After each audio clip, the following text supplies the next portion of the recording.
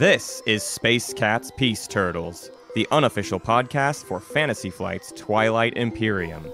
Episode 76, Tournament Update, Knockouts. Music by Ben Prunty, featuring Matt Martins and Hunter Donaldson.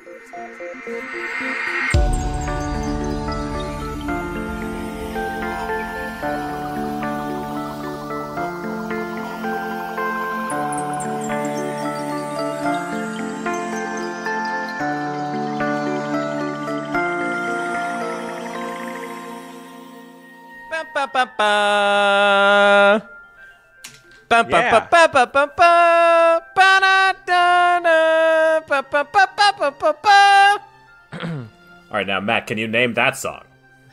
Yo, no, I cannot name that song. That's an extra inside. Who baseball owns joke. that song? And who wrote it? Who was like pitching it to the what? That's a Phil Collins joint? Yeah, man, don't you know? That's Phil Collins? Phil Collins was like, "No, I've got it. This is going to be for sports." Bum bum bum bum. It's actually Phil Collins is more proud of his work with that than he was with Genesis. A lot of people don't know that.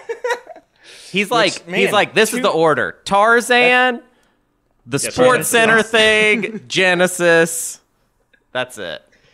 It's weird how many Phil Collins references there are in Twilight Imperium. Is that weird to anybody else but me?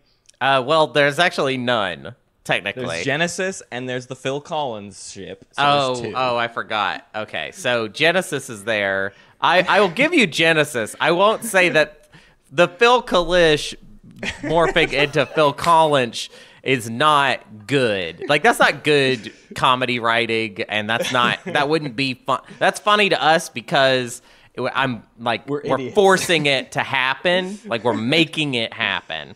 But if Twilight Imperium was like a big cultural thing that everybody knew about, and you like went to an open mic and was like, "Hey, what about Phil Kalish? What about Phil Collins? Right? Genesis, right? Do you guys get it?" Yeah, people would be mad. People would be like, "That's not good Twilight Imperium humor," which is like a whole genre of comedy in this world, you know. And then you're like, what if I give you some trade goods? Then will you laugh? And they're like, yeah, sure, 4 trade goods. And That's like, hilarious. What about you get 3? 4 trade goods. That's hilarious. You get 4 trade goods. All right, well, what if I just give you my trade agreement? No. Laughs later aren't good for me. I need laughs now. I need the laughs right now. Imagine a world where everybody has, like, that works on promissory notes that you are then trading to each other. That sounds great. That's kind of what credit is. Sort of. I guess, that's sort of what money is now that I think about it. Money is. They're sort of, they're promissory notes of a sort. Right. I just think it would be funny if I could give someone a card and be like, this is my political secret. So now I will be, if you play this, I can't talk. In a way, that's what college is, right? You get the education, but you do pay for it later. Yeah. Yeah. By the way, I haven't paid for mine yet, my college. And I'm wondering if I'm ever really going to do that. I mean, I hope the government doesn't listen, but I'm trying to avoid made it. Some payments, right? Or you've never made a single payment. So here's what Is that happens. what you're saying? Here's the thing. Boy, are we diving off the cliff. So I'm pretty complicated tax-wise, and depending on where you catch me in the year, I make somewhere between not a lot of money to no money. And when you catch me at no money, technically, I don't have to pay for my student loans. And guess when I am in the mood to do my student loan paperwork? You understand what I'm talking about? Yeah, I'm picking up what you're laying down. I'm talking about income-based repayment plans. Turns out Hunter is part of the Gambino family. So. Yeah, the Gambino family. Childish Gambino, is that what you're talking about? That's my dad. That's my daddy. I'm even more childish. My daddy was in a Star Wars movie, and I was like, dang, daddy's up there on the screen. We have to get out of this intro. It's been 5 minutes. Do you remember that Derek comedy sketch where that guy is it's not Donald Glover, but it's the other guy who's really funny. I forget his name. I'm sorry. But he's like his daughters are being kidnapped, and he just has like all these daughters, and it's kind of framed like a 24 type thing. Like he keeps getting phone calls from terrorists that have his daughters. That's a funny sketch. Yeah, but the funniest Derek comedy sketch is still Thomas Jefferson, forever and always. That's maybe the funniest YouTube sketch ever made. Oh, I don't know if I remember how that goes. Look up Thomas Jefferson by Derek Comedy. It's Thomas Jefferson as an immortal being, and he's in a crappy like jam band, and it's the best sketch that's ever been written by any YouTube comedy group. Oh yeah. I remember this.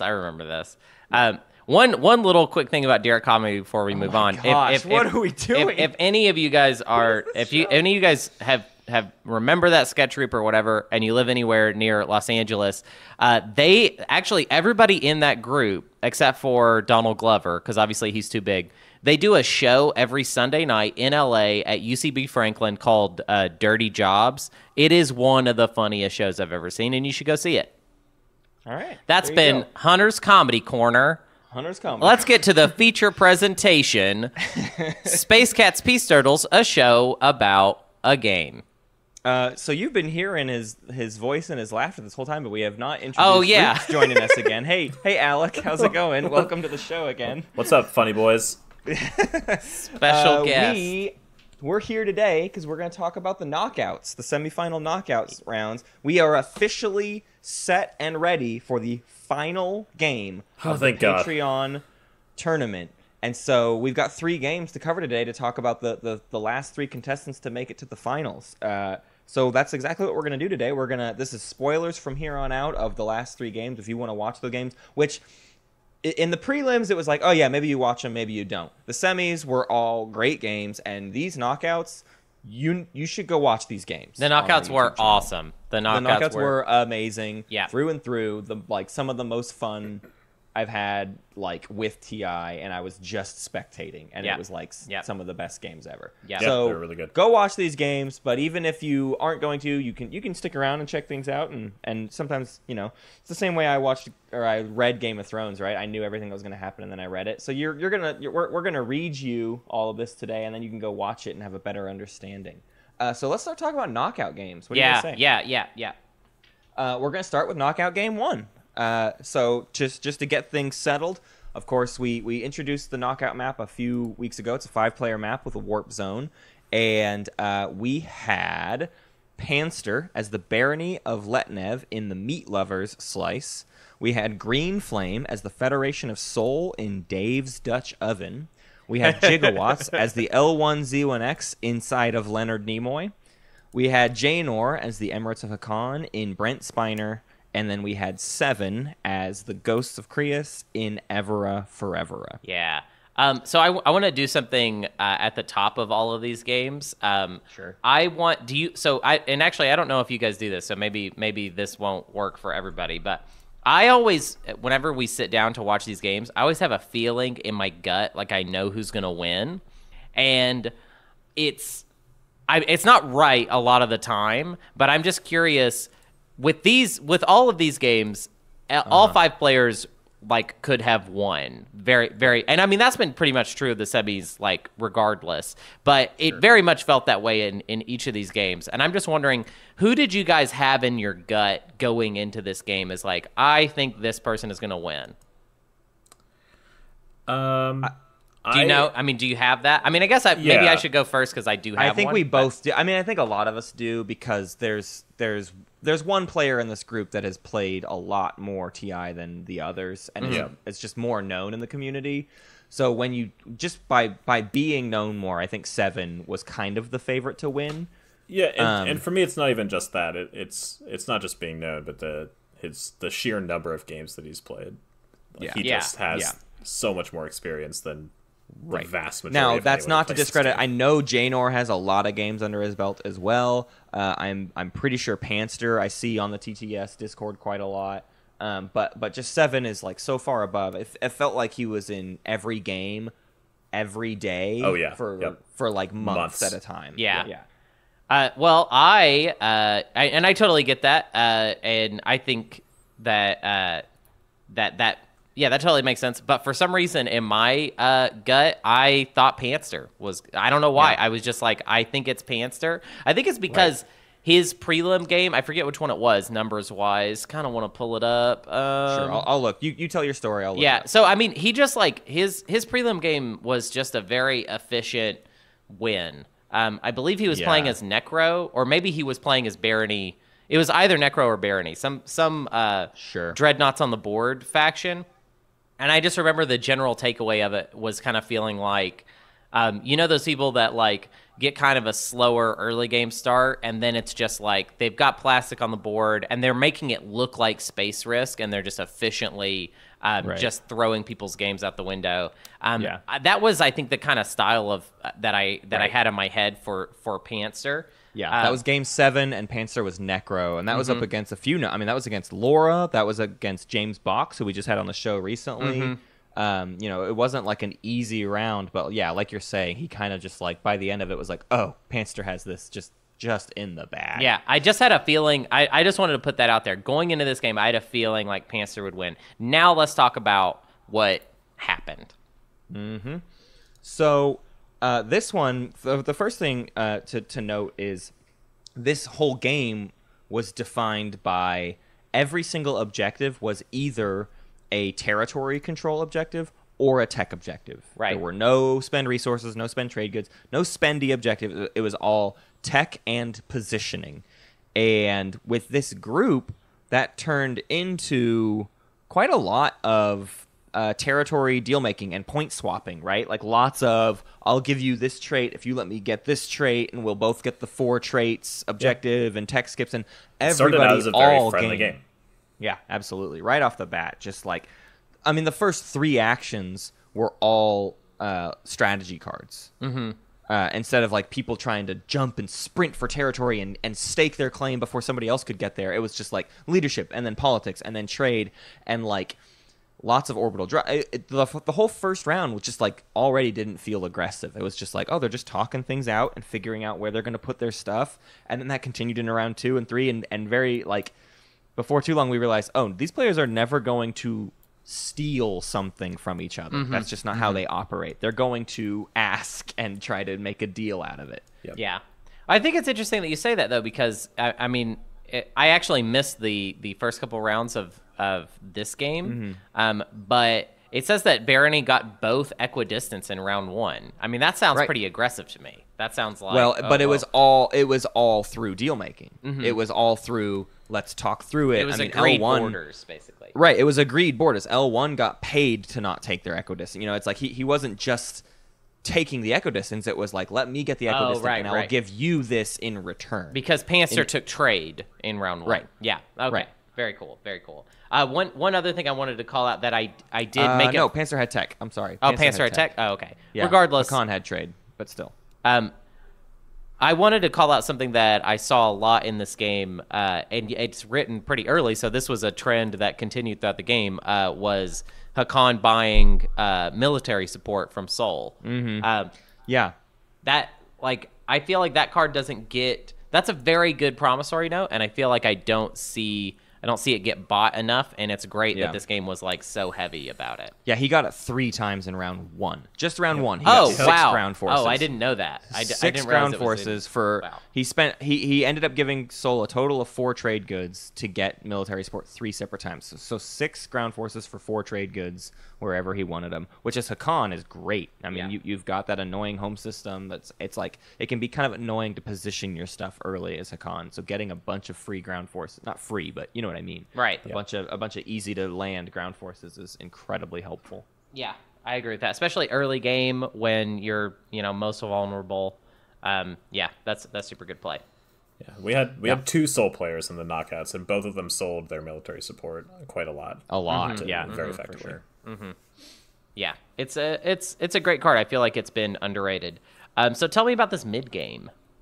Yeah, so I mean, first things first, it was just a lot more of just straight up deal making. By round 3, Barony and Ghosts were starting to get a little bit tense with each other, but they were still making deals. But it's like every deal was kind of like, hey, I'm keeping an eye on you, but yeah, let's go ahead and do a planet for 4 trade goods or whatever. Like it didn't actually stop them from making any deals, but they were starting to eye each other. Mm-hmm. And basically, round 3 was just a really interesting one. I want to note one really specific play that happened in round 3, which is that Barony kept kind of stalling, and it was not clear what he was stalling for. And I do not know if all of this was a part of Barony's plan. But basically, Barony ended up with just like extra cards, extra command counters, and made himself look so scary just because he was very obviously stalling that someone used a signal jamming on him. And like after he used the signal jamming, he passed, and we never got to see like what Barony's actual what he was plan stalling was. for. But there's a world where Barony was trying to bait out stuff like that. Ooh. Like he didn't have because when I remember when the signal jamming got played, he almost was kind of like happy with that. He was like, good, yes, okay, that was this is working, or like I don't know what he was doing, but it seemed like part of his plan was like, I have a lot. I'm comfortable right now, and there's not really anything terrible anybody can do to me. I would like to burn people's stuff if I can. So I'm like make myself look like I'm setting up for something big, and then this was sort of part of Panster's like. I wouldn't say Panster really, really plays the meta. He does a little bit, but he definitely like used his tactics to just like psych people out. And in that way, he was kind of playing the meta. It was really interesting to see. And I would be curious to know what his plans were that round and what he was stalling for. And if the signal jamming played a part, or if that was like what he was banking for, was trying to bait out a signal jamming early. Well, I'll say this. It looks like, I mean, there's no Isarl. Right. Sol and L1 obviously start with Neural. So, I mean, if you bait out a late game action card round 3... I mean, there's a pretty good chance that it's not going back into that we're not shuffling the discard pile. Now, if everybody gets Neural, that could bite you in the butt, honestly. That could end up being like, well, yeah, you baited it out, but like now it's round 6 and all those cards are back in the economy. So, I don't know. Right. But yeah, that sounds really interesting. And Panzer, if you're listening, hit us up, let us know what you were up to. The other thing to note to me was Sol did not make a play for Mechatol at all. He had an opportunity to jump on it and just kind of didn't really take it, didn't seem interested, and that led to Barony getting it. So basically, in the mid game, Barony ended up with this a little bit of a lead. But again, it was such a deal-makey lead that it's not like anybody was like, we have to stop Barony. It was kind of like, hey, let's scale back how much we offer Barony. Right. Compared to each other. And then they hit like the middle of the game, like round 4, and they did start to jump on him because he did kind of skyrocket ahead for a moment. Right. He started to get scary, and he was sitting with like comfy objectives. There was actually a point where I think it was round 4 where Barony could have won. Or they had a maybe it was round 5. Yeah, they really could have won, but it was one of those things where they needed to stretch themselves a little bit thin to do it. And they just chose not to. They just decided, I don't want to be risky. And I think because of their unwillingness to take that risk, it ended up hurting them a lot because all the attention started to turn towards them. And I think when you are already garnering attention, you don't get that attention off of you unless you get crushed, right? Right. So your only other option is I have to swing for I just got to go for it and see if I can make it happen now. Like as soon as if you get 2 people starting to put heat on you, it's time to go for broke. Yeah. The funny thing about that is that a couple of people did start to put heat on him, and they were like, oh, he's going to get non-Euclidean shielding, and when he does, his fleets are going to be unstoppable. So we need to stop him we need to take Mirror so that he can't use it as a red skip. And then they tried 2 people, including the Ghosts, with their Creus IFF promissory note, and they failed. They didn't commit hard enough. Yeah, they didn't bring enough ships. And then so there was a lot of talk that round about, oh my gosh, Barony's going to get non-Euclidean shielding, and it was kind of like, really? That's like the main thing you are all terrified. It's a scary tech, no doubt. But they weren't afraid of like the potential points Barony was going to score. It was just this one tech. If Barony gets non-Euclidean shielding, we're all done for. And as soon as he got it, Ghosts were immediately like, okay, cool, I want to support for Throne Swap with you because I just don't want to. I don't want to deal with that at all. This is like when I checked in. Like this was like the thing that was happening when I got to the table. And then afterwards, the other 3 players, support for the throne is weird in 5, because do that math real quick. Right. So the other 3 had to do like a trifecta swap of support. They did a round robin. And I remember hearing them negotiate that, and that being the first thing I was hearing, and be like, man, this game is complicated. Yeah. But that's wild, though, because then that means that Barony had a route to 10, and they hadn't even done the support for the throne swaps. Yeah, that's crazy. I mean, he was getting very good objectives and all these positional deals. I mean, it's like nobody was challenging him on his position. It was like by the time they needed to be challenging him, it was almost too late because he's Barony with non-Euclidean shielding. Right. That's like the whole fear of the situation they had put themselves in. Yep. But round 5, Hakan gets Quantum Data Hub node, which is going to become a feature later on. Yeah. But he doesn't really have the money to get it, so you kind of see Hakan starting to try to posture for like, what else am I doing this round, or should I start to like try to get the goods to be able to get Quantum Data Hub node so that I can go into the next round with the right amount of stuff. And it's a lot of more like the players starting to take bigger risks. Barony gets Occupy Seat of the Empire, and they decide not to go back to Mechaltorax. Let's see, I'm trying to remember all of my notes. Either way, the main story around 5 is nobody comes out like on top by the end of round. Hakan does have a 4-point swing that round.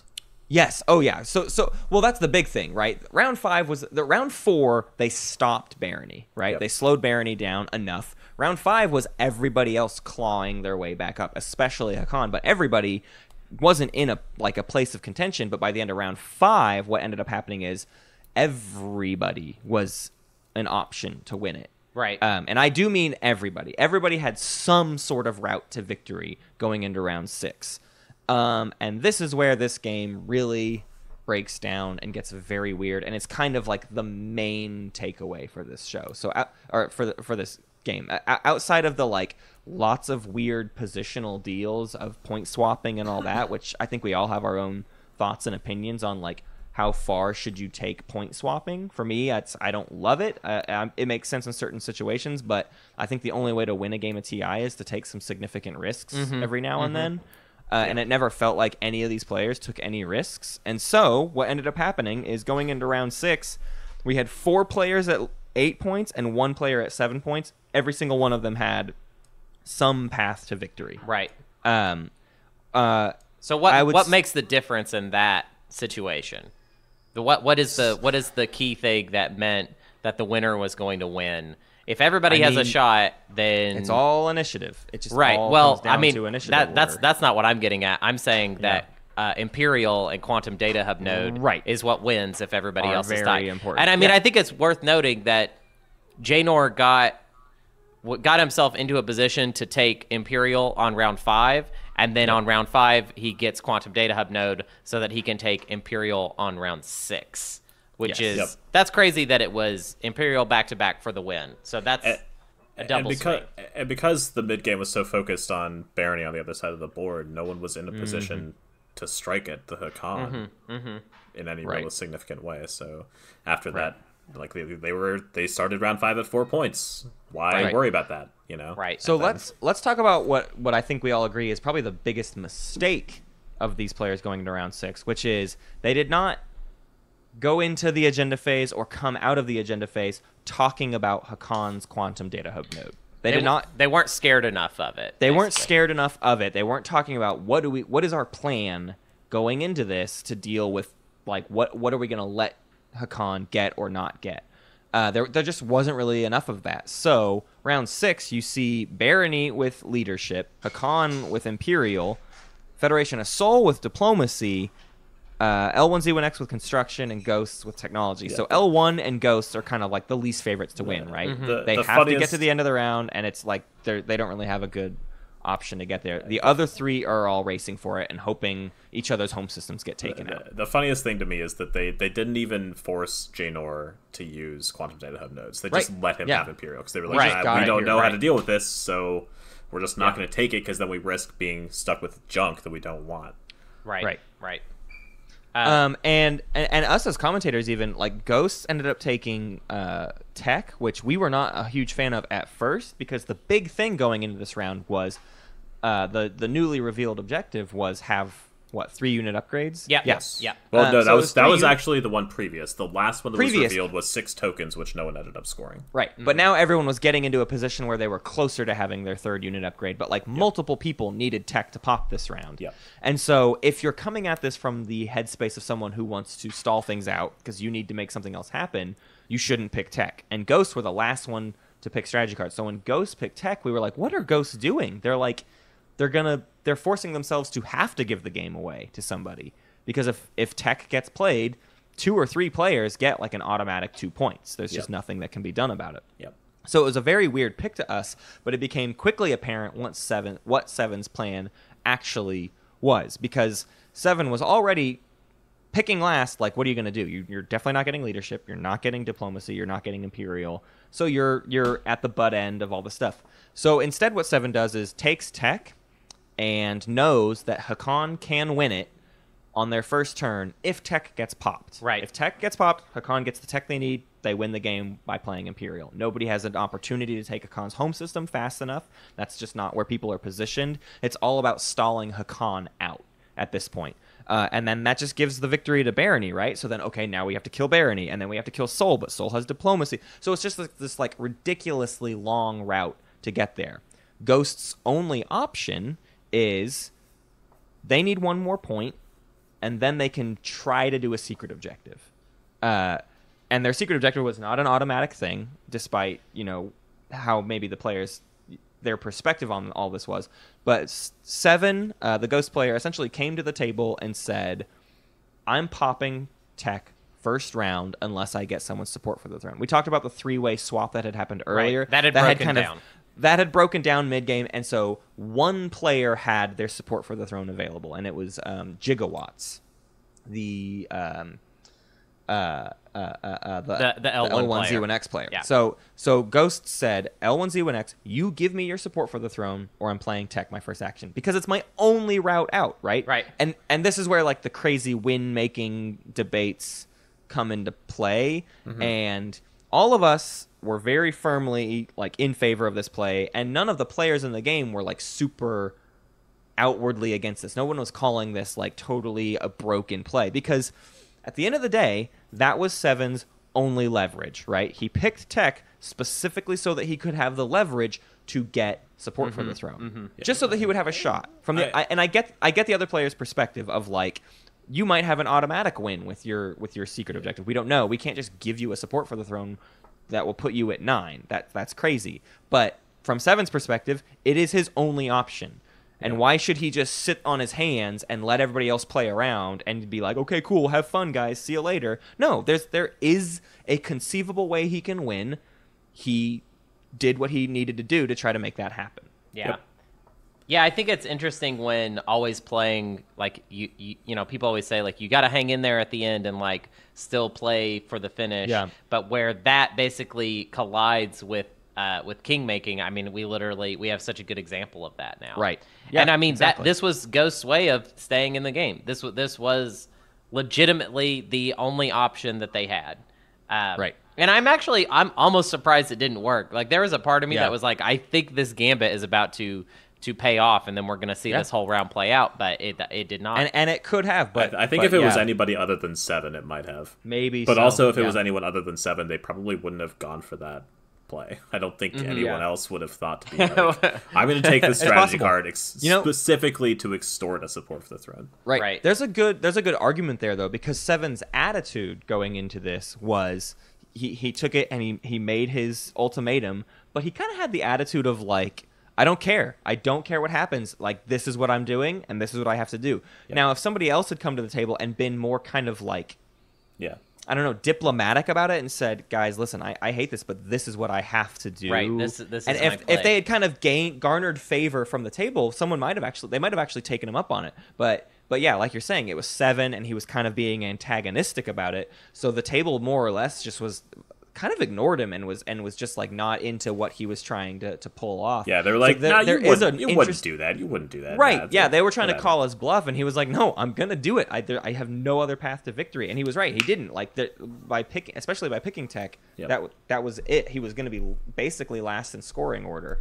And so, yeah, I stand by his play. I think it was a good play. It just makes for, you got to be prepared to call that bluff. But yeah, I think if you're going to say players should fight it out until to the bitter end, that's exactly what this is an example of. This is like the harshest example of that I can possibly think of. Yeah, and when you literally cannot, why extend the game, right? Yeah, right. Yeah, right.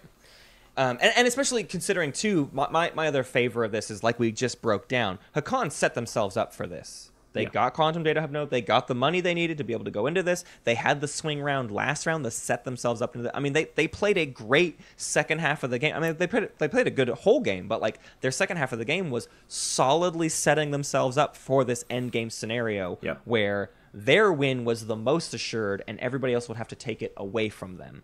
And so basically one player said, I'm not going to take it away from you unless I specifically benefit from it. And nobody was willing to take the deal, which meant on Seven's turn, he played tech.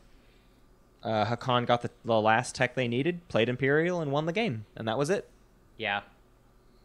Yeah, I think it just goes to show you that Quantum Data Hub Node is, I mean, this is not the first time we've ever said it, but I feel like it hasn't been brought up in a long time. Because it's really good. It's costly. It also kind of makes me realize that, like, and I'm sure I have said this before, but a yellow skip for Hakan is such a huge deal. That is, I think, the almost crucial. The biggest skip that they can they can make use of a lot of skips in fun ways, but I think a green skip is fun for them, but a yellow skip is like crucial at this point, because I'm also starting to feel like transit diodes is like a necessary. Transit diodes is good. Space Dock 2 can be very good for them. They've got a lot of yellow stuff that they need. It's just graviton sitting in the way and not really helping out really at all. So yeah, that yellow skip is really important. Yeah, definitely. Well, let's jump into our next game. Yeah, let's talk game 2. Knockouts game 2, just to go over the players. We had John as the Nalu Collective in Leonard Nimoy. We had Imson as the Ghost of Creus in Brent Spiner. We had Kraken as the Hakan in Evera Forevera. We had Wild as the Barony in Meat Lovers. And we had the Nine of Spades as the Muwat, the Embers of Muwat in Dave's Dutch Oven. So already, right off the bat, weird draft for this game. Embers of Muwat making it through. It was a pretty funny draft, actually. They kind of went into it with like a very specific plan, and like people had agreed to do it in a specific way, and then just immediately it fell apart. And they did something completely different. They were trying to agree to let all the good factions through. It was like, well, and this is something we saw Kraken do in his semis game, too. Kraken came into the draft. Kraken, I think, is one of the players who has embraced the draft a lot more than almost any other player in the tournament, where he's like, why are we trying to, like, I don't know, overcorrect? Like, let's just make it, let's let good factions in, maybe not let SAR in, but everything else should be fair game. If we all can get good factions, then we'll all have a good game. And there's not a horrible argument against that. Like, I think that's a pretty fair I do want to say, speaking of the SAR, there were a lot of bans and weird picks and things, but the one constant was that no one wanted SAR in this map. This map especially, not one you wanted to tease SAR with. I mean, we haven't had a lot of SAR in general in the entire tournament. The whole tournament, people don't want SAR. SAR is just a scary proposition. Even if it's like I don't think it's always a situation where you're afraid of SAR winning, but SAR is going to ruin one player's game, and you don't want to be that player. Exactly. So it's just like, I don't want to let SAR in and then have it bite me by being neighbors to SAR, and now they're going to take my system from me. My question is this, and I don't remember, and I'm not even sure I saw it, because I think I might have missed a little bit of the beginning of this one as well. That's been a new storyline, has been Hunter missing portions of the game. But what was Nine of Spades' choice between Muwat and what? The Winu. Yeah, but Kraken. So Was it Kraken or I think it might have been Imson that put in both Winu and Muad. I forget. I don't remember which player it was at all, but I know they had talked about letting a bunch of good factions in, and they let mostly good factions in, and then they let Winu and Muad in, and Nine of Spades was the last. Because of that Winu and Muad, it completely dictated the draft to where everyone chose faction first, and Nine of Spades was last in drafting order. We've seen plenty of other drafts kind of go this weird mix mash of like, well, I'll take a position, that the next two players take a faction, the fourth player takes a position. But this one was like, because of that Embers and Muat at the back of the pack, it was just like, nope, everyone's taking a faction right away. Right. Nobody wants to get left with Muat. Yep. But that left Nine of Spades with the first option, and he went for Dave's Dutch Oven, which I don't think everybody would definitely think is the best option for Muat, but it's kind of like, I do. Muat, I want to sit with that Supernova right in front of me. Why not? I don't think it's a horrible thing. I mean, I think there's options for like try to get a better blue skip near you, that kind of thing. But I don't think there's anything wrong with Dave's Dutch Oven, and I'm certainly excited to see how they would make it work. And he, he did well. He did make it work. I felt like right away though I thought it was a great plan because the issue with Muat, I feel like one of the core problems of the faction is that you have to go down red in order to get your War Sun 2. Well, red's not fun to go down. It's a bad tech path.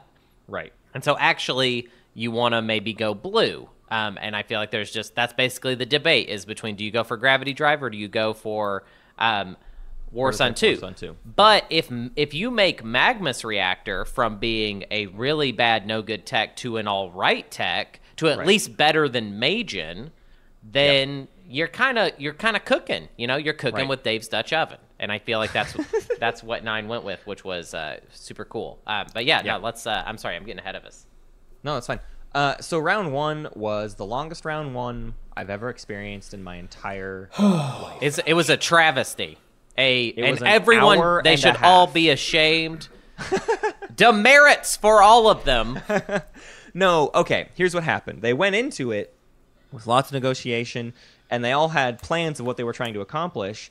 But then there were a couple instances by all players, I would say. There's one particular deal that had like a total breakdown of communication, but there were multiple deals that had some form of miscommunication, and that led to like constantly reevaluating the deals they had made, and basically like every single action, players were renegotiating deals they had made the action before. There was one deal between a couple of players that all told probably took about between 30 and 45 minutes between all the different negotiations and the renegotiations, and it was brutal. Right. Now, that's us chastising these players. We should say, by the end of the round, the Emirates of Hakan ended with 3 trade agreements and 2 ceasefires. So it was not all for naught. Hakan was getting work There was done. some good play happening. It was just complicated. And if anything, that's sort of the argument against letting all of these long-winded, crazy negotiations happen when there's a Hakan at the table, because a good Hakan is going to get the better end of all of those deals, and I kind of would argue Hakan got the better end of every single deal they made at this table by having, in round 2, Hakan got what we call the Infinity Gauntlet. The Infinity Gauntlet is one of every single player's promissory note. Usually it's in regards to the trade agreement, but you can see it with anything. There's a ceasefire Infinity Gauntlet. There's a trade agreement Infinity Gauntlet. And by round 2, Hakan had an Infinity Gauntlet. And it's the only time I've ever seen a full Infinity Gauntlet. Right? Yeah. I never see everybody. It was only a 5-player game, but still impressive. Yeah, still crazy, especially to do it by round 2. And not only that, but it was 4 trade agreements and 3 ceasefires at that point, and then he got most of those trade agreements back like the next round. He almost got a second Infinity Gauntlet. Okay, he spent all right. You guys need to slow down, because I just got an email from Mickey Mouse saying if we say really Infinity Gauntlet one more time, he's sending the Disney lawyers after us, and we are gonna be in the gutter. So they're gonna snap their fingers. I can't hear Infinity Gauntlet one more time. Well, this actually brings up something that I kind of want to spoil a little bit about an upcoming episode. We are trying to do an episode that's going to be like a profile on every finalist, and you're talking about these intricate plans that are really like kind of complex and like confusing, and I think if you navigate those correctly, you can get a lot out of you can get a lot out of that, as it sounds like Kraken was sort of doing. Yeah. What's interesting in watching, is it Schroeder or Schrader? Actually, I forget. Schroeder. So I've been watching Schroeder's games and taking a lot of close notes. One thing that is really interesting about Schroeder that I feel like we have not mentioned on the show before is that he does his deals, even if they're like not the nicest or best deal that's available, he does them with a kind of clarity that makes you want to say yes. Right. Like, it just makes you want to be like, because everybody's making deals and they're all overly complicated, there's one quality of him that I think is really interesting, which is that I just feel like he phrases it in a way that's like very succinct, and he knows exactly what the price is, and he just gives it to you like, here you go. It's like he hands you a piece of paper and just says like, all you have to do is sign your name. That's it. And then that's all you got to do. I think that quality and Kraken's quality are the two things that make for a really great Hakan. A, like you're describing, very clear-cut deals where it's just like, hey, all you got to do, let's just sign on the dotted line and we're done. We're out of here, and you're getting a lot. And the second thing is Kraken did my favorite thing to do as Hakan, which is not try to make a bunch of money, but try to make a lot of utility. It's all about, I'm going to use my 6 commodities to get stuff, not to just make 6 or 7 trade goods on top of that. Right. I don't need to make $10 this round. I need to get things that I can use later. Like we said, he ended up with almost every single player's ceasefire, and that comes into play in the end game. That's a huge deal in the end game for him. So it's like, as long as I can get my money elsewhere, I can use my crazy amount of commodities to get a lot of utility, and I think that is a humongous factor as a successful Hakan. Well, let's get further into it. What was round 2 like? Round 2 was, well, way faster because there was nothing left for anybody to give out. Everybody had traded away. What's funny to draw a line of distinction between this and game 1. Game 1 was all deals about territory. This was just deals. This was like trades for trades and promissory notes for trade goods and all this stuff. There weren't as many positional deals. That was an element, but it wasn't nearly as egregious as round 1. This was just lots and lots of deal making. And round 2, there was just nothing left to give. And there were 2 spend objectives and only 1 control objective. So people didn't need desperately to control planets or systems or anything like that. They could spend, it was 8 influence or 5 trade goods. So. Right. But round 2 ended with the Embers of Muat and the Ghost player, both of them with both of their equidistance, and Hakan had none of their equidistance. Ooh. So in all of Hakan's dealings, they're gaining all this utility, but they're also not gaining almost any ground. And so there was a little bit of a fear of like, is Hakan giving up the right things or not? Like, how is Hakan going to kind of turn this around later on? So going into round 3, you see the Ghost and Hakan catch up. Hakan got Imperial. And managed to just have a bit of a swing there.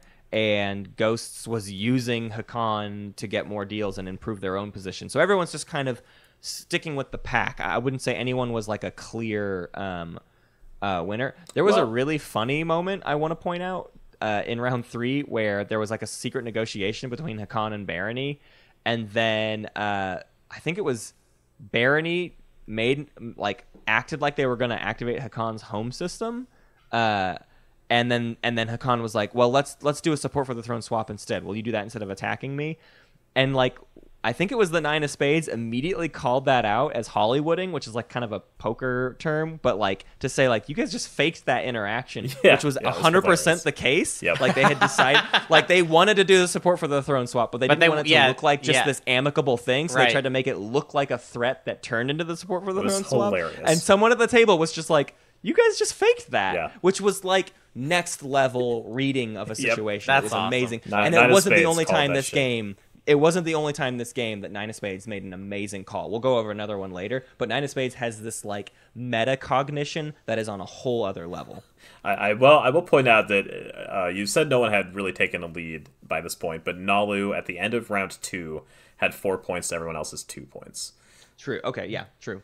It was one of those. I think I don't count those in a major way because I believe it was kind of a limiting for when you get 4 points, but then it's but you have 2 objectives left to score. You didn't get those points through Mechatol Rex or anything, and you don't have a stockpile of secrets. It's you're tapped. You have your 4 points, but you're tapped out. Yeah, it was a support for it was a support for the throne swap with Muat, and they'd score 2 publics and a secret.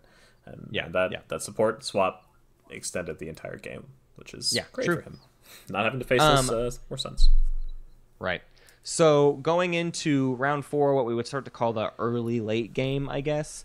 So mid game. The mid game. It is. We already have a word for that. And I know, but I want to be specific in this. This one was different though because Hakan had a path to victory in round 4. I see what you're saying. Round 4 could have ended the game. Like it was like it's over. Round 4. Oh, hey, guess what? We're in the late game now. Like exactly. I see what you're saying. So Hakan had a chance to win, and it was mostly due to the fact that he had everyone's ceasefires, and so everyone was having to was seeing that Hakan is sort of a threat, and so we need to start burning these ceasefires right now so that we can do the bigger attacks like this round. All of this needs to happen right now, and so very quickly they start burning ceasefires, and then very quickly Ghosts ends up taking Hakan's home system. But part of one of the deals that had happened, this was actually an interesting thing. I think Hakan had traded their ceasefire out to somebody else, if I'm remembering this right, and then that somebody else ended up giving it to Ghosts. So when Hakan went to take their home system back, Ghosts revealed Hakan's ceasefire. If I'm misremembering that, I apologize. Maybe just Ghosts had it, but Hakan definitely did not remember that Ghosts, or did not know that Ghosts had their ceasefire and went to take their home system back and could not do it. He had given his ceasefire to Ghosts during round 1 trade debacle. That was one forgotten about it.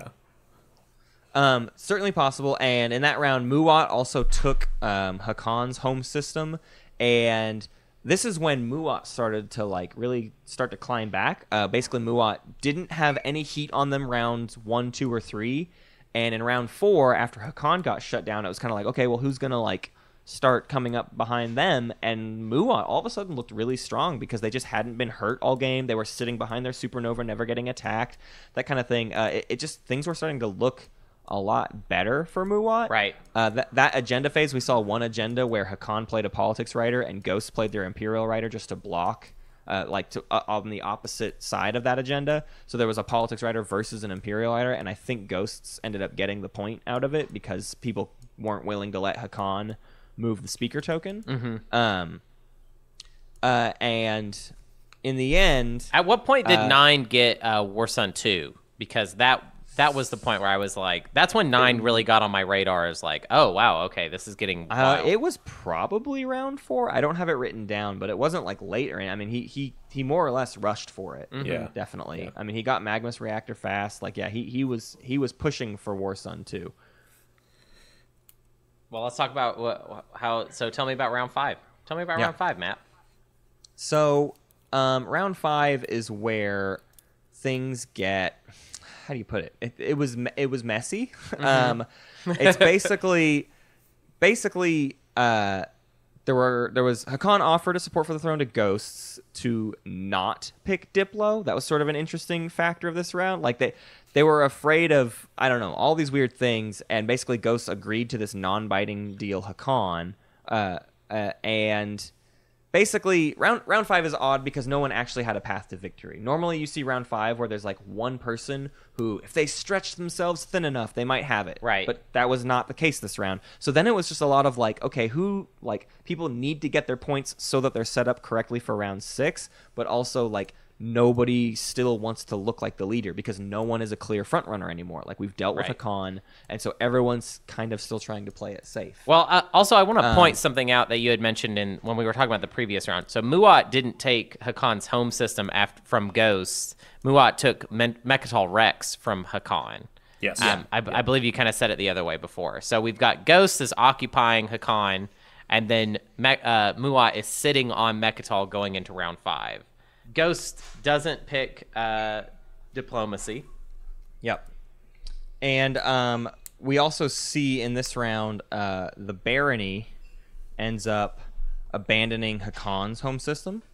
The ghost abandoned Hakan's home system. Are my notes on this? And then I don't know what's going on. So the ghosts abandoned the home system. That's part of the agreement. That's why he didn't pick diplomacy. Yes. 9 of spades abandons Mechatol Rex where he had been sitting last round, and barony takes Mechatol Rex. And then Nine of Spades makes another one of his amazing calls and realizes that Hakan needs to have 5 dreadnoughts to get his secret. So he launches an attack across the galaxy with his one remaining War Sun into. Nope. This one was both War Suns. Was it? Oh, okay. It was both. This was both War 5. Suns. This was 5 dreads sitting in Hakan's home system, and Muwat brought 2 War Suns and some a fighters couple or other something. little ships. Some fighters, some ground forces, whatnot. But the main goal being, I just need to take out dreads. Just I know one dread. I need to kill one dread, and I think Hakan had something like 4 fighters or whatever. So like 5 dreads, 3 or 4 fighters. It's like that's a lot of soak damage before you can kill one dread. So it was not. But it's War Suns, right? So it's 2 War Suns. Yeah.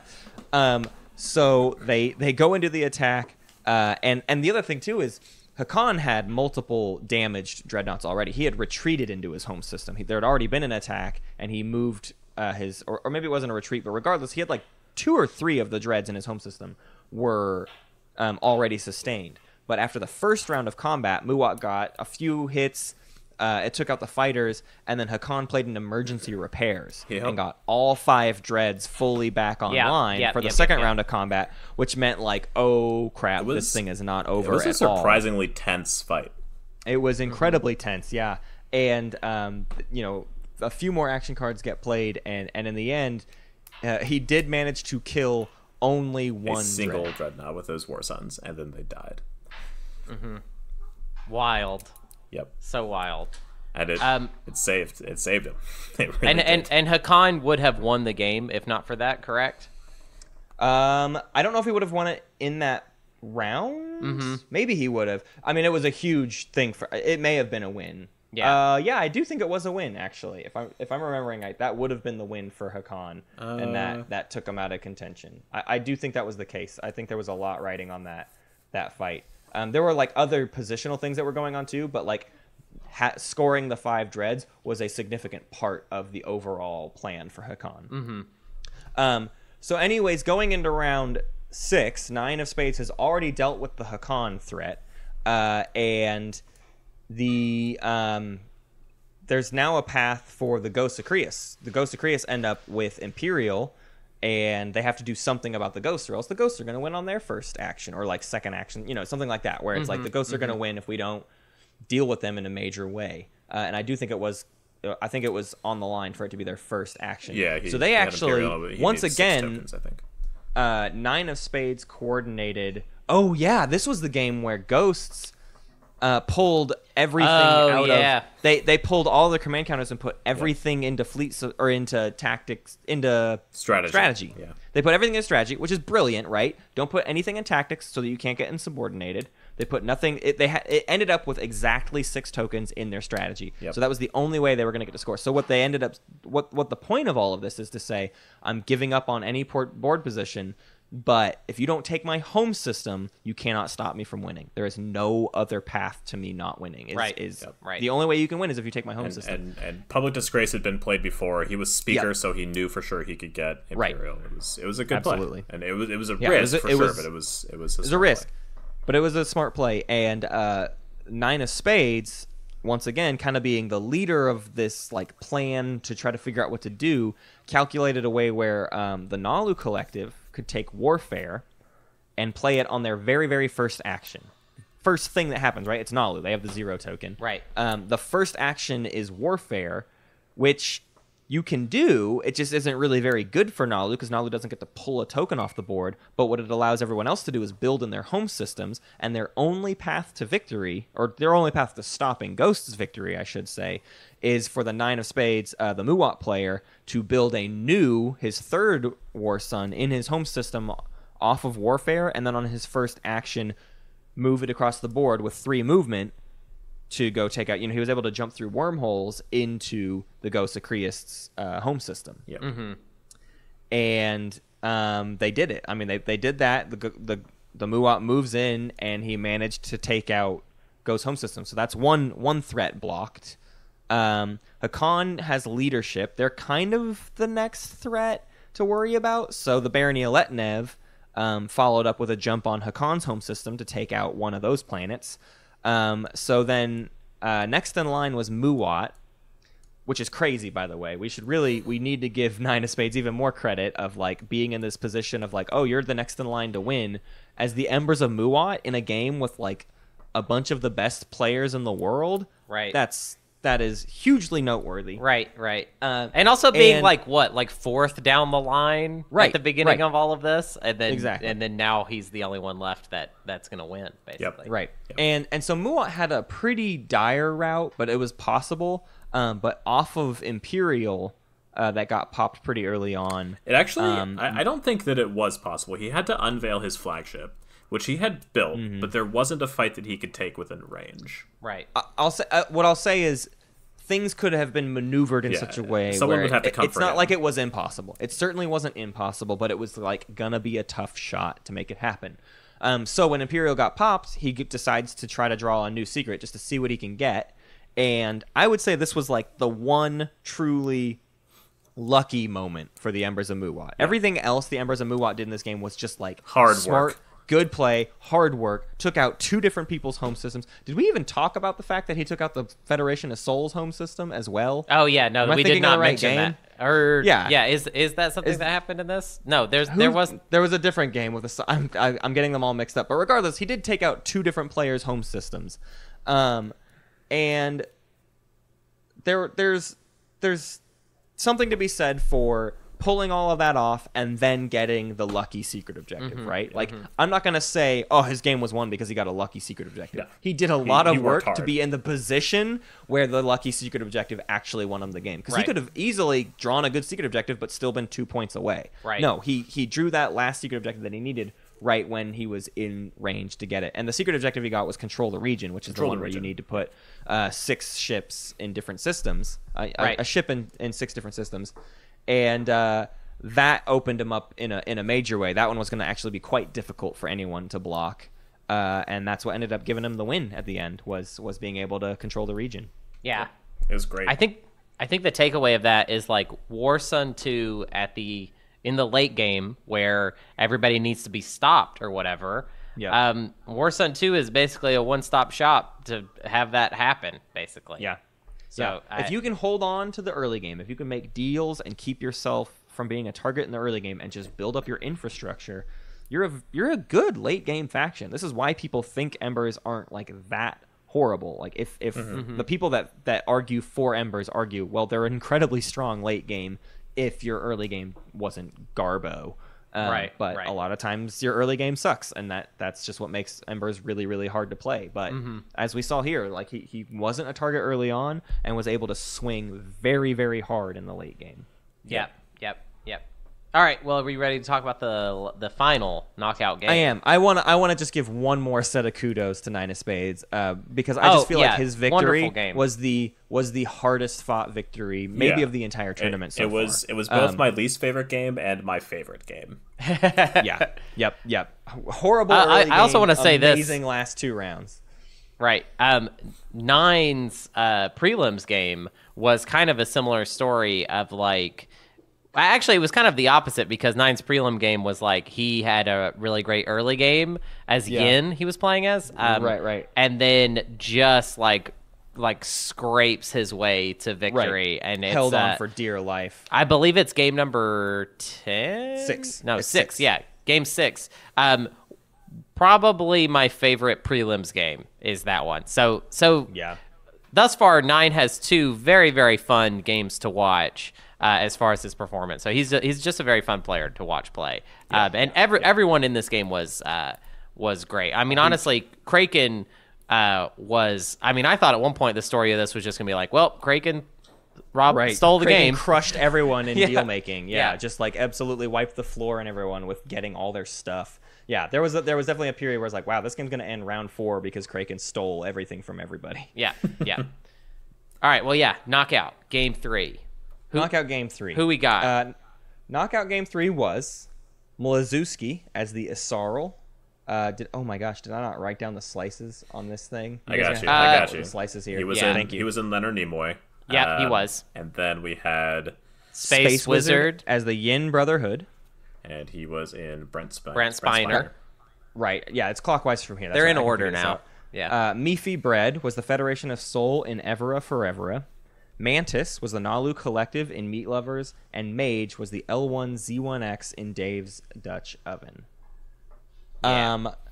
So this one's interesting because it's another game where the Federation of Soul snuck through, and I feel like that's kind of rare. I made the mistake of saying something about a Soul last game, but that wasn't the case. This one we had a Soul through, and I just always think that's notable when Soul or Jolnar get through this draft. Mm-hmm.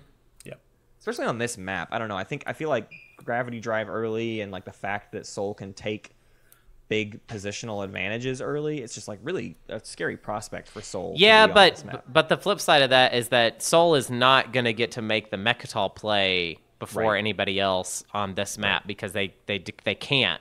Well, actually, that's not true. There are two positions where they could. Yeah. However, where Meafy Bread was playing as Soul in Evera Forevera, he was likely not going to be able to beat someone to Mechatol. Not that ended up being a factor in this game, but it was worth noting, like, whenever they started, I was like, oh, he's not going to be able to do the Soul thing, most likely. Yeah. I mean, I think we should talk a little bit about Soul, because in these first couple rounds is where I feel like a lot of Soul's game was determined, because I felt like our Soul player, Meafy Bread, wasn't pushing themselves as far as they could as Soul. The first round, they were set up in a way where they could have taken 3 different systems, and they just opted not to get all 3 systems. Yeah. Round 2, they could have made a push for Mechatol Rex, and I think it was round 2. In general, they could have made a push for Mechatol Rex, and they did not push for Mechatol Rex. There's just a lot of things that they did that I feel like if they had done, could have changed their late game. They didn't do it round 2 because they took a bunch of resource-heavy planets and ignored the influence system that was right next to them. They kind of went farther afield to get Starpoint New Albion. Yeah, that's right. So he just didn't really have the influence to take it. Yeah. The other notable stuff round 1 was Nalu. One of the first objectives up was to have ships in 2 systems adjacent to Mechatol Rex. And Nalu, Mantis, made a really strong push to do that because he was in Meat Lovers and was like, you know what? I'm going to use the Rift. Here we go. Rift game. And he lost a destroyer to the Rift, and that will not be the first ship that Mantis loses to the Gravity Rift in this or game. That people lose, because or that anybody lose. The Rift was hungry and very evil in this game. That is there were 6 players for this game, and the 6th one was the Rift, and the Rift was winning a lot. The Rift scored some points, that's for sure. Yeah. The Rift was scary. Actually, on that same note, I really think this game was defined by some like incredibly notable bad luck on multiple fronts. There were many fights this game where either it was a toss-up or one player was favored to win, and it always went the other way.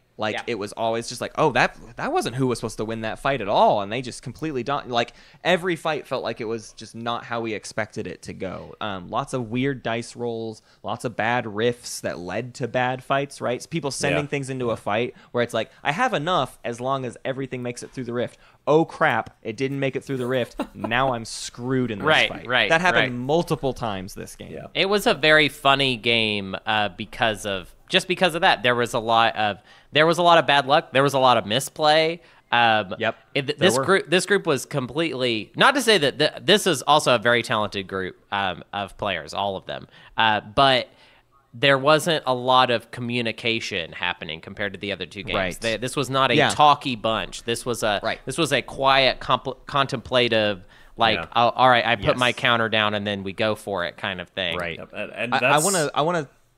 Go ahead, Ruth. I just wanted to mention that's like a game where there's a lot of talking and deal making and discussion about what you're going to do and how you're going to do it. It might take longer, but a lot of mistakes get caught that way by people who are talking it out. Because you're watching each other. Your deals are predicated on your fellow deal maker pulling things off correctly. So you are catching their mistakes for them. Yeah, and this is everyone's putting their blinders on and doing their own thing, and people missed stuff. I think this is a great point to talk about.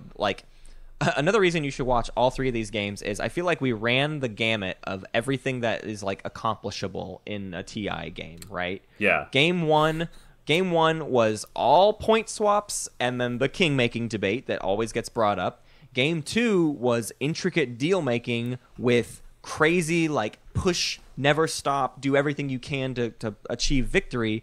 Game 3 is no deals, nobody talk. I mean, the first round was like one of the most silent rounds we've ever had. These players did not talk almost at all during the draft. They didn't speak hardly at all round 1 or even 2 very much. Like, there was just like no speaking. And yeah, it ended up causing these weird mistakes. But the other flip side of that is it was players trying to catch each other off guard and doing attacks that like nobody else was going to expect and trying to pull off things that were sneakier. It was all players who just opted to be a little bit sneakier than your normal game. Yeah.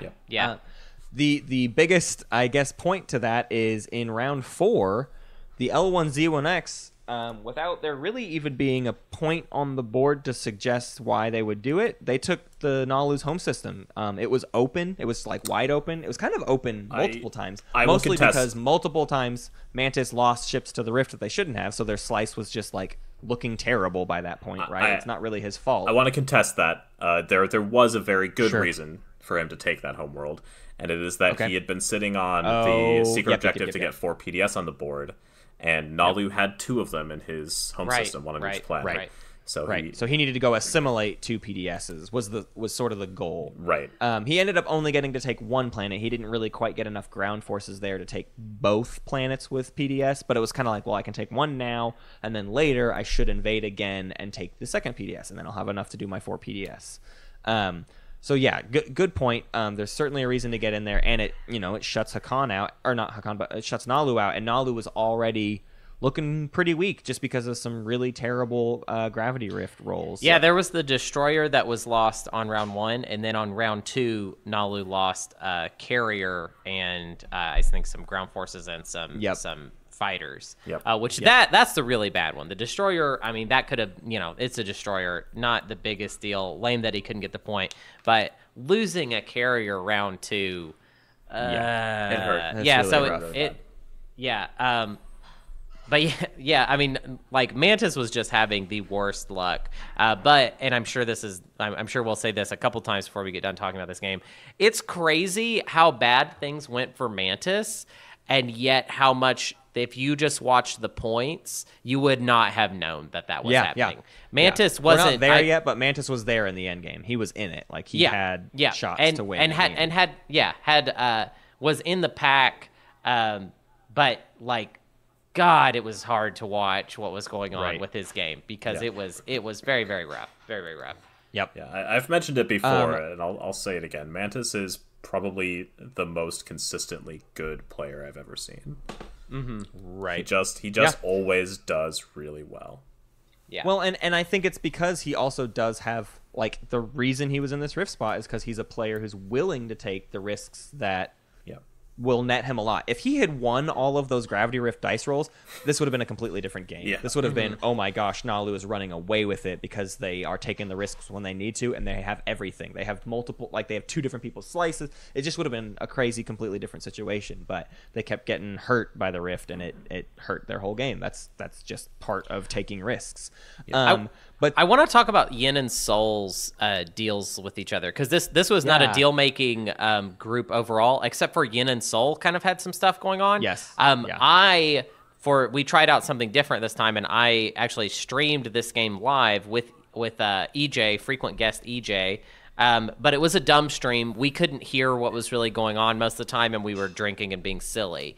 So I could not quite understand all the details of Yin and Soul's deals. So I'm wondering what was the deal with going on between them? Because they did some planet swapping. It was like the only planet swapping that really happened. Right. And it had a lot to do with controlling 4 traits, whether it was for secrets or if it was a public, I forget. Both. But it was like a weird mixture of both. And so, they just wanted separate traits, and so they were trying to get into each other's. It was over Starpoint and New Albion and Kaysen and Raron, giving each other the specific trait that they needed and then opening up an opportunity for the other one to take the other planet. And I think the other intent for all of this deal making was for to settle on a deal between Soul and Yin so that Soul could start to push into Nalu a bunch. but Seoul never really made that push onto Nalu. They took Melon from Nalu, but they didn't like do anything else. And I think Seoul should have taken the opportunity that they were being granted from Yin to really push into Nalu, and it could have done a lot for them. But because they didn't, it ended up making Yin look a lot stronger between the two of them in their deals. Yeah. It looked, and Yin also ended up with so. So one thing that I think was very helpful to Mantis's game is that he actually, with very little plastic on the board, was able to sneak onto Mechatol Rex and steal the point with one carrier and an infantry right before anyone else could. But for most of the mid game, Yin was on Mechatol Rex. So from my perspective, it was hard to see what Seoul was getting out of the relationship. I know. Military support was traded to Yin at least once, maybe more than that. But yeah, they had an interesting agreement that I felt like was kind of out of step with how the rest of the board was operating, because the rest of the board was a lot more cutthroat and they were not trying to come to the negotiating table at all. Right. Yeah, another thing to note there too is Yin was on Mechatol for almost the entire game and never once got Imperial. Yeah, not table, for lack of trying. Yeah, the table very effectively. They kept it out of their hands. Yeah. And it wasn't even something they had to talk about very. It was never a situation of who's going to take Imperial and keep it out of it. There was just always someone who was like, I'm going to nab Imperial. No discussion, doesn't matter. Right. It was just an understanding of someone else was going to get Imperial. They always kept the speaker token kind of far away from Yin. If anything, that's probably the thing that hurt Yin's game the most, I would say. Yeah. Is they spent a lot of the game lower in the pack of speaker order, generally speaking. But so going into round 5, L1 is sitting on Nalu's home system, and in the previous round, or during the agenda phase, I think Nalu said, "I will give you Gift of the Prescience if you leave my home system this round." And this is a non-binding deal between Mantis and Nine of Spades, both of which are, I would say, players that operate not Nine of Spades, Mantis and Mage. Oh, thank you. Sorry. Why did I just say? I'm thinking of the previous game. Yeah, That's funny. Of the previous Dave's Dutch Oven spot. Right. But Mantis and Mage, both generally honorable players. Mantis is certainly the more honorable one, and just leaning on hoping Mage is also honorable, saying I'm going to give you Gift of the Prescience. I want you to play it this round rather than save it for the game-winning round or whatever. Play it this round, get what you need, and leave my home system. And Mage obliged, only to also then invade Seoul's home system. So this is where I got confused with the previous game, but Mage took out 2 different players' home systems this game. Yep. There was a brief moment where he controlled both of them before Nalu managed to take it back. But this was another situation, though, where it was kind of what is L1 really accomplishing now? Especially, I know, Root, you were very kind of upset by this because, again, like we said earlier, the real plan of attack for L1 should have been to reactivate Hakon's home system and take that other PDS. That's the point they needed to get. Nalu. And reactivate Nalu's home system. Oh my goodness, my words today. Whatever. Reactivate Nalu's home system. Thank you. I'm free. Thank you. Finally, freedom. No, but so Nalu did get their home system back, and now L1 is sitting in Seoul's home system, and it ended up being a really tricky business for Seoul to find a way to get their home system back. I forget all the reasons why it was so annoying, but just the way their stuff was positioned and all the deals that had been made, they just had no made ships. It really awkward. They had no ships left. Yeah. So basically, this is where Nalu managed to climb themselves. They got to claw their way back, and they were kind of back in the running by the end of round 5. And going into round 6. Yin and L1 were the 2 players to stop. Everyone was looking at them, and the objective on the table was 11 planets, and both of them either had it or were very close to it, so everyone was keeping a close watch on their planets and trying to make sure neither of them ended up with 11 by the end of the round. Yeah, can we talk about Isarl a little bit, though? Because we're kind of getting in the late game. I realize we haven't really talked about their game.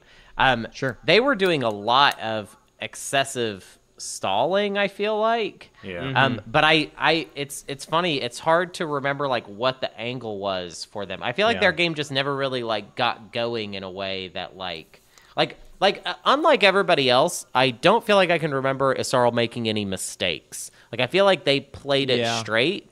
There were some weird stalls, like you said. They also did something that most Yssarils don't do, and that is they were very aggressive. They had ships on the other side of the board for quite a bit of the game, which you don't see the Yssaril do very often. Right, yeah, normally Yssaril, it's like wait till the late game and then kind of unleash. But yeah, he was... In fact, this was probably the messiest map I think I've seen in the tournament, of just like nobody even really has a slice. It's just like different colored plastic everywhere. I mean, especially with L1 having been in 2 home systems with like random little bits of PDS that he was collecting along the way in different on just random planets. Yep.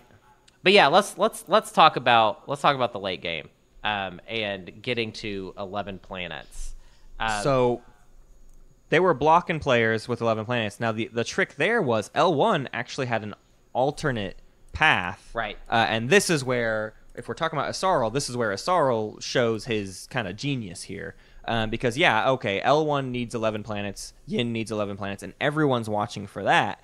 But Yssaril kept his ear to the ground and saw that L1 needed to also have ships. He had still not claimed the stage 1 of having 2 systems adjacent to Mechatol Rex. And by some genius, Yssaril saw that L1 needed 4 PDS, or at least just kind of correctly guessed that that's what he was going for. Yeah. And L1 was set up to get both of those points and had kind of like, and he was talking a big game, right? This is where L1's like, well, I can't win. I don't have the 11 planets. It's over. Oh, well, we're going to another round, blah, blah, blah. Right. He's a bluffer. The whole time, he has it. He actually has the win. Although there's a world, I think, where 9 of Spades was actually being honest because he fully predicted someone would manage to thwart. Mage. Any hoozle.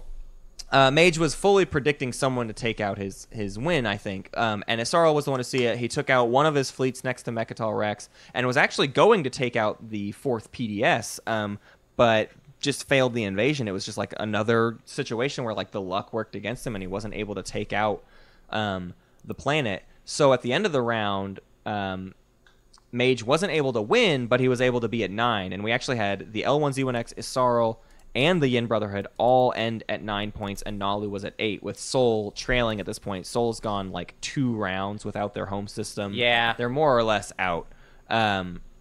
But 4 players certainly in the running, and L1, it's really convenient that L1 managed to score that 4 PDS and didn't have it taken, because that's a huge factor going into round 7, because L1 gets Imperial. So if L1 hadn't been able to score that 4 PDS, they still would have been either relying on a stage 2 public objective or relying on getting that 4 PDS and like still making it till the end of the round and scoring last. You know what I mean? Like they would be relying on the status phase, which is never what you want to do when you take Imperial. Imperial, you're banking on winning in the action phase. So just very luck was on L1's side, at least in that factor of just not having their PDS taken out, but a really smart play by Yssaril is to be looking for the other paths. Even if it wasn't just for a win, it's sort of like, I just need to stop whatever points I can. So I see that he's trying to get next to Mechatol Rex. I need to take that out. I got to do something about it. Yep. Right. Yeah. It was funny because like he didn't talk about it. He didn't ask anyone for anything. Right. He just did it. Like I was really worried, like leading up to that action. Like, do they not? We weren't even sure if he saw it. Yeah. And then he's like, I activate the system and crush this fleet. I was like, oh, okay, all right, he's got it. Well, I want to talk about that final moment because it is beautifully poetic of this game. How does this game end? Take me there, because it's got all of the elements of this game, which is people making little mistakes, and then also the gravity rift. Right. It's perfect. So L1Z1X has Imperial, and everyone sees they can win if it gets to their turn. Yeah. They just need to score Intimidate the Council. It's like a stage 1 that they just didn't score. So all they got to do, they already have. They got to move. They have fleet logistics. They got to move 1 ship adjacent to Mechatol Rex and then flip Imperial in the same activation. So all that everyone has to do is they got to stop L1 before their turn, either by taking out that second fleet or taking out the home system. And their home system was almost completely empty. There was like a fighter or whatever. You know, it's like there's almost nothing defending it. But we had a situation where Seoul was trailing too much. There was actually a point at which Seoul was trying to offer... They tried to use fleet logistics to, I believe it was orbital drop and then pass. They decided not to do it, but they were more or less saying, this all looks like kingmaking to me. I don't want any part of it. Right, I'm more or less out of this round. I'm done. I'm not doing anything this round. So everyone had to write off any impact Sol might have. And Isarl couldn't quite get there. And what even more happened was Yin jumped on a different system of L1s, I think the previous round, but it ended up blocking Isarl's path. Yeah, so Yin got in the way. Isarl could have made a big attack on L1's home system, but because Yin went to take out these other points, they got in Isarl's way and didn't have enough to get there. So with both of those activations not really pulling off enough, when it got to L1's turn, they had done this thing where they had built they did construction, the secondary of construction, to put a PDS in their home system, just because they were afraid of someone coming into their home system. And then on their turn, they activated kind of one of the furthest away systems, the beta wormhole on the opposite side of Mechatolrax. They activated that because what they thought they saw was an opportunity for a fighter from their home system to go through the beta adjacent to their home system and just go park right there. The only other options, which everyone had been talking about, was some sort of maneuver where they have to go through the gravity rift, and then they're risking it through the rift to get there. Right, but I want to point something out before we talk about the situation that ended up, because if Mage had been more prepared to just go through the gravity rift anyways, if he had picked a different system to activate, he would have been able to send like three or four different things. And he would for have had sure multiple shots. would have gotten through. But because of the spot that he picked, there was only a single fighter that he could send through the rift for the win. Yes, a single ship. So what ended up happening is he tried to move the fighter from his home system, and everyone went, your home system's locked down. He went, oh, crap. And then he went to pull the command counter off, and they went, no, bud, this is the tournament. You laid it, you played it. Sorry. Right. And so he had to then go, oh, shoot, what am I going to send to this beta wormhole? And he basically was only allowed to send one single ship. It could have been a Dreadnought, or it could have been any of his Fighter 2s. And so he was just sort of like, okay, well, let's send a fighter. Let's see what happens. And everyone knows that if this fighter gets to the beta wormhole, he wins. He fleet logistics to play Imperial and win the game. And so in a game where the Gravity Rift had already run 4 versus 2, it had killed 4 ships, and only 2 ships had survived going through the Gravity Rift. This was the 7th opportunity for a ship to make it through. He rolled the dice. He made it through. So it was a 4v3 in favor of the Gravity Rift. But L1 still pulled out a victory despite how mean the Gravity Rift was. Thirsty for blood. It's thirsty for blood, but still ended up deciding the victor here. It was an absolutely crazy game, mostly because of, like we said, kind of all these weird mistakes that happen when the players don't communicate with each other. It's an interesting phenomenon in TI that, like, players are watching your back and, like, helping you not make mistakes because they have deals on the line, and they're sort of invested in your success to a certain extent. And in games like this, where you're not, you make more mistakes. Now, I prefer this flavor, right? I love it when there's a few more mistakes, but everyone's cutthroat and not making all these crazy long-winded deals. But it's we kind of ended up in the similar situations, right? Like, this was still a game where, like, there were talks of win making. There was, like, it wasn't anyone's guaranteed win, and 6 to 1, half dozen the other. We got to the same position with 2 different methods. Yeah. Well, I all 3 of these games were really great. The first 2 have a little more in common with each other, and this one is definitely an outlier of just a different speed. There's a lot of plastic that is destroyed in this game, and there's a lot of, like, it's interesting to talk about that. At the end of the game, all they needed to do was, like, get in L1's way, and they couldn't. And that's how much plastic, like, that's how, like, Nalu did not have a lot of plastic. Sol did not have a lot of plastic. They'd been fighting all game. Even and at that point didn't have a lot. Right. Yeah. Like most players had lost a majority of their fleets. Basically, Isarl had fleets, and L1 had some fleets. And like we said, Yin was accidentally in the way of Asarl. That's also one of those cases where like Yin has to do some things in order for Yin to have a shot at winning that then is going to cancel out other players' ability to do things. It was a mess. It was a very messy, crazy, wild game. And can people watch this yet? Is it on YouTube yet? Just finished rendering literally as we record this, so I'll start overnight. Awesome. Cool. So it'll be up tomorrow morning or so if you're listening to this right when it releases. That game's coming soon. I've loved this. I'm actually really sad at this point. We've talked about this multiple times now, but these knockouts were us saying goodbye to players we've watched multiple games of now, and like we've been getting really attached, and I'm super excited for the finals, but I'm like really sad to see a bunch like so after each game I have to go into the Discord.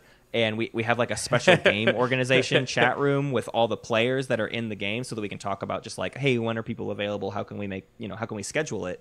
And after each prelim game, I was adding people to it.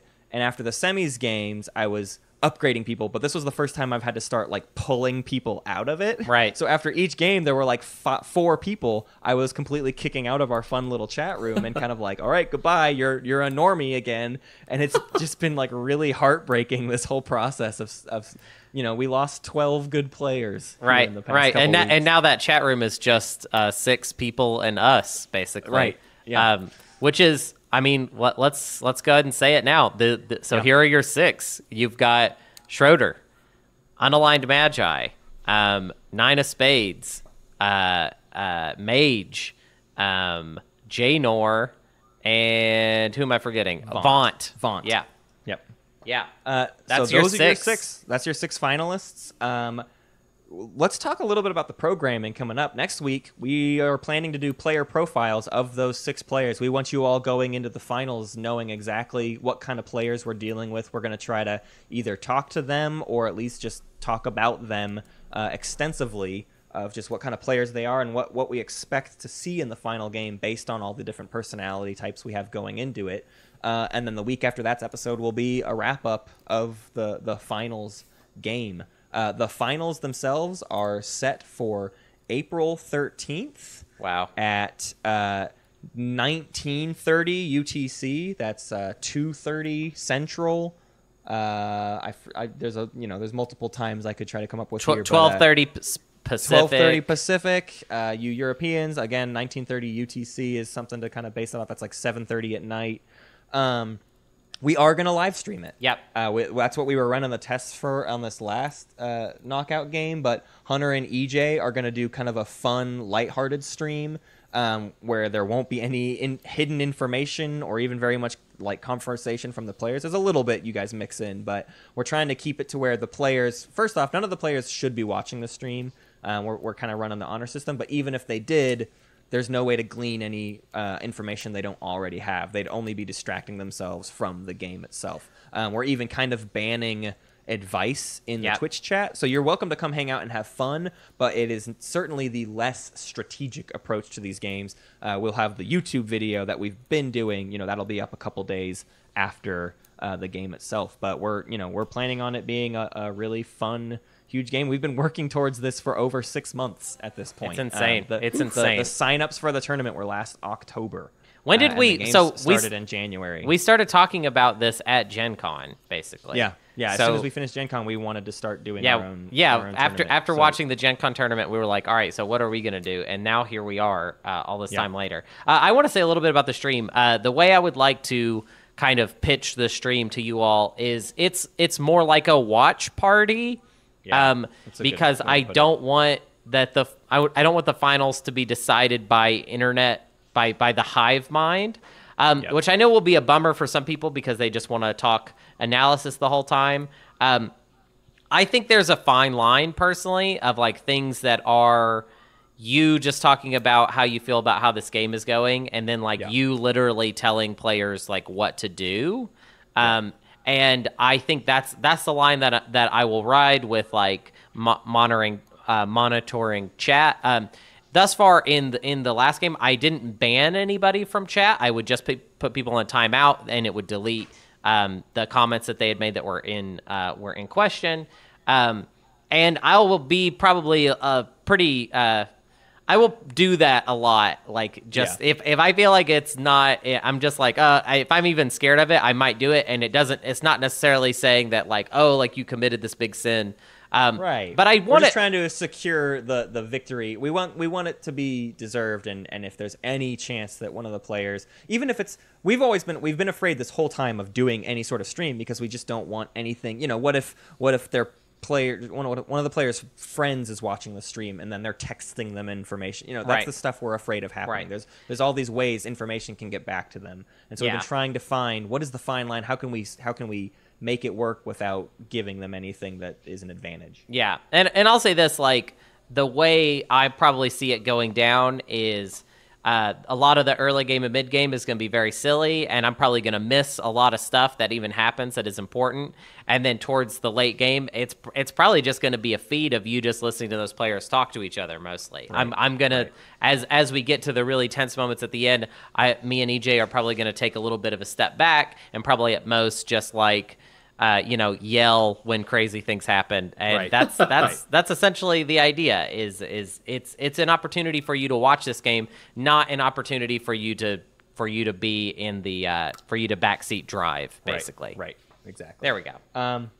But yeah, that's it. So please join us on April 13th to watch this finals game. Again, it's been a long time coming, and we are just hyped, like freaking out. Yeah, super hyped for this. Bum, bum, bum, bum. And while you're waiting on that game, maybe you can rate us on your favorite podcast app, preferably iTunes and Apple Podcasts. They're a huge portion of the community and a huge portion of podcasting, and if you rate us on there, it increases our visibility and increases the visibility of Twilight Imperium at large, which is now the 10th best game on Board Game Geek. That happened a few weeks ago, but it's a big deal game, and the more we can get people to play it, the higher up on those rankings we can get it. Let's make TI the number 1 game. Yeah. Down with all the other games. Down with all games. Down with Great Western Trail at number 9. Down with Great Western Trail. You're going down. I'm going to find the podcast about that show and trash it. You can follow us on Twitter at SpaceCatsPod. You can find us on Facebook, Space Cats Peace Turtles.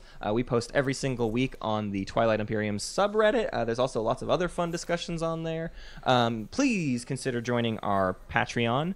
Our Patreon is where you can help basically produce the show at different levels. If you pay $50 a month, you get to do a whole episode to yourself. If you pay $5 a month, you get to vote on upcoming episodes. I think the first episode after the tournament wrap-up is going to be a Galactic Council episode. So if you want to be a part of that, $5 a month is all you have to do. Just hop in there, and you can be a part of the voting procedure to decide what our episode is going to be on April 20th. Also, you can join our Discord. You don't have to be a patron to be on our Discord. It's just where we have lots of fun conversations and memes, Meme Town, all sorts of things like that. What's left? Hunter Donaldson. Oh yeah. I haven't. I didn't make my calendar. You don't want to do it? Hunter Donaldson's a comedian. Isn't that fun? Yeah, I'm a comedian. You can watch my clips on YouTube. Wait. Hunter Root. Alec, plug your thing. Yeah, plug your thing. Root. Oh, sure. So I'm gonna be streaming some more games on Twitch, some Twilight Imperium, and probably some other things like Root the game, and maybe some Terraforming Mars and some other cool board games now that I have more free time than I used to have. My Twitch channel is Root711. You can also follow me on Twitter at iRoot711. I'll notify people on there as well. I love it. Also you can follow me on Twitter at HunBunSun, and you can follow. Do you post on Twitter? Yes. Well, I'm starting to. Well, no, I haven't in years, but I'm going to start. But you can also follow my Instagram at Hungry Hunty. HUNTY. The stupidest Instagram I've ever seen. So my Instagram. Life. So this is my Instagram. So I take pictures of like I go to restaurants and I'll eat at a restaurant, and then I take a picture, like a nice picture with a filter, but it's only of the plate after I've eaten all the food. So like. The food's gone and it's like garbage and like maybe some like there'll be like a pickle I didn't eat like sitting there, and yeah, it's I'm a foodie, so that's kind of my foodie thing. Right, that's his foodie thing. I want to thank our space kiddies. I want to thank Kraken, Billy Kruger, T.G. Welch, Yin for Life, Patience is a Virtue, Dursta, Naderade, and Jim Bob. Holy cow, do we have some space kiddies going right now. Yeah. Hey, Can I throw a play of the week at you guys? Please real fast? do. I know Please last do. week was This Imperium Life, but this one's a good one. This one's brought to you by Snorcerer. Snorcerer, thank you for the play of the week. If you want to get your play of the week on the show, it is a good name. If you want to get your play of the week on the show, email us at spacecatspieceturtles@gmail.com. Here we go. It's a 4-player game with Ghosts, Arborek, Xcha, and the Federation of Sol. At the end of round 5, at this point, Ghosts has War Sons, thanks to Ixthian Artifact and Tech Skips. Sol has Mechatol, and just barely got the planets back in his slice from Ghosts and Arborek. And Xcha, well, they have 6 PDS and have never left their slice, so no one cares. The first public objective 2 flips. Conquer the weak. Control 1 planet that is in another player's home system. Arborek has the first action. Looking around, Hill Kalish and a Ghost Dreadnought are in range of the Arborek homeworld, and there is a War Sun and a Dreadnought in the Ghost's home system. Arborek does the only thing that makes sense and moves his 2 Cruiser 2s with Latani Warrior 2s away to reinforce a system he took in Soul Slice, leaving Nestfar with only 6 ground forces and 2 PDS behind. Ghost goes next. He can't believe what just happened. Nestfar is barely defended. He activates it. Extra, wait! Doesn't Arborek have your ceasefire? Ghosts, man, we've been activating each other's systems for like 3 rounds and he never used it. I completely forgot. Arborek, don't worry. I still won't use it. Everyone is confused and asks Arborek why he's going to let that happen. Arborek says, by the end of this turn, I'll have a War Sun defending my homeworld. I think I'm okay with that. Ghost brings his entire fleet and then checks to see what ground forces he can bring. Arborek, smiling, says, you can bring the 3 in your home system and the 1 with your flagship. Ghost realizes that he needs all of them. 3 in the War Sun, 1 in the Hill Kalish. Sol and Extra goad him into going for it. They want to see what Arborek is planning. Ghosts commits. Arborek plays experimental battle stations. Ghost pleads for a sabotage or for the Extra to stop it, but he doesn't have any resources to do it with. 2 hits from experimental battle stations. Maneuvering jets get sabotaged, 1 hit on each dreadnought. The 2 PDS fire, 2 hits. He can't risk sustaining the War Suns with 3 ground forces, so only 1 dreadnought down, 1 hit on the Hill Kalish, direct hit. There's 1 less ground force to worry about now. So during the invasion step, Arborek wishes him luck as he plays Bunker. The Ghosts beg for a sabotage. Arborek smiles, shows a second sabotage, and reminds Ghosts the others have already been played. Xcha gets a support for the throne somewhere in there, and then there's bombardment. 4 on a 3, 1 on a 5, 4 hits.